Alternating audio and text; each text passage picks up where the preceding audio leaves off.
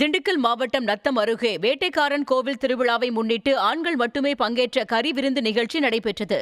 உலுப்பக்குடியில் உள்ள வேட்டைக்காரன் கோவிலில் பல நூறு ஆண்டுகளாக மாசி மாதம் ஆண்கள் மட்டுமே பங்கேற்கும் திருவிழா பாரம்பரியமாக நடந்து வருகிறது. இந்நிலையில் இந்த ஆண்டுக்கான திருவிழாவில் நேர்த்திக்கடனாக வழங்கப்பட்ட 50 ஆடுகளை பலியிட்டு 100 மூட்டை அரிசி கொண்டு சாதம் தயாரானது. பின்னர் கூடியிருந்த 3000க்கும் மேற்பட்ட ஆண்களுக்கு பிரசாதமாக அவை பரிமாறப்பட்டது.